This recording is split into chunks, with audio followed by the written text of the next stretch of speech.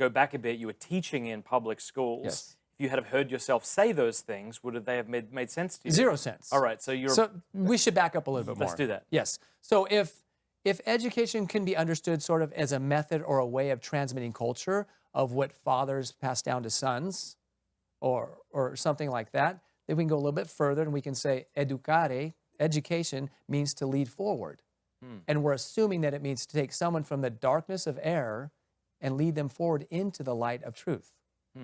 And truth, as we know, John Paul II said, it was the convergence of the mind and reality. Yeah. And what precedes truth is knowledge. Aquinas said something to the effect of the equation of thought and thing. Yes. Yeah. Yes. This might be a good time. I threw this up on the screen because I wanted you to talk about it, and that is the most popular allegory in all of philosophy, that is Plato's cave. Right. So for those who aren't aware of this, would you explain it to us? I can try. Yeah. It's very beautiful. This It is in beautiful. Book 7 of the Republic. Yep.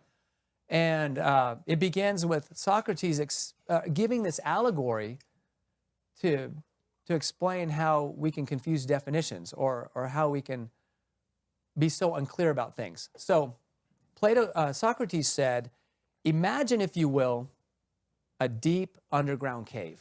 Right. Right? And this picture is very helpful because you can see the cave here. Deep down in the cave, imagine that in the front of the at the very back of the cave, you have rows of prisoners chained up. And you have them chained up so much so that their necks are chained, their hands are chained, and they're so chained up They can't see themselves they or the can't see others. themselves, can't see side to side, can't see anything. All they can see is the back of the cave wall. And behind these chained up prisoners is a raised kind of a bridge. And on that bridge are what he calls guards. And there's also a man-made fire. You see a fire back here, artificial light. So there's this artificial light. You have guardians on the bridge that are holding up objects. And the light from the fire is casting a shadow on the cave wall of the thing. And the prisoners sit at the bottom of the cave. They look at the back of the cave wall, and they discuss the shadows. Yes. As if the shadows are the real things themselves. Right. So the conclusion is that people in the bottom of the cave are only discussing the appearances of things, not real things themselves. Before we talk about what Plato gets into further, where he talks about what it must be like to have a man dragged up to the top and brought back down, Right. how does this now apply, do you think, to modern education? Well, this applies beautifully to modern culture and really to all modern cultures and civilizations. We're born into certain patterns of thinking and thought, and the things that bind us at the bottom are certain ideologies that prevent us from making further inquiries into what things really are. Okay. Sort of just things we take for granted. Give me an example. Well, we take for granted that, well, for example, school, what we call a school, is where someone goes to be educated. Yeah. That's a shadow on the wall. Huh. It's Why?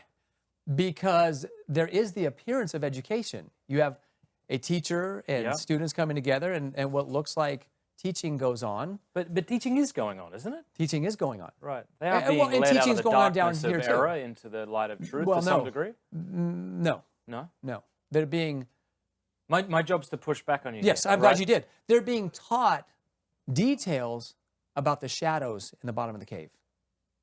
And they're being taught the air itself, that those shadows are all that matter.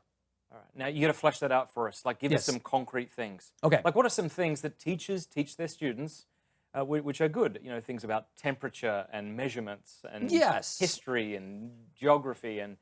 Okay, how- that's a good example. So if we teach all the material sciences, we teach geography, we teach how to take temperatures and things, all those are good in and of themselves as material sciences. And the problem is, by appearances, the modern school suggests that that's the highest and best way to measure and know things. And those are merely external, accidental attributes of things in reality. Okay. So if we leave the public schools and believe that the highest way of knowing is by the material sciences, that's just a false conclusion. What's the right conclusion? Well, the right conclusion, as we know from Revelation, is that God exists, God made all of reality, God revealed the truth through Christ, and theology is the matrix of all reality and truth. So we know philosophy, which is a smaller science, is the handmaid of theology. Okay. And we also know that the material sciences ought to be the handservants of philosophy.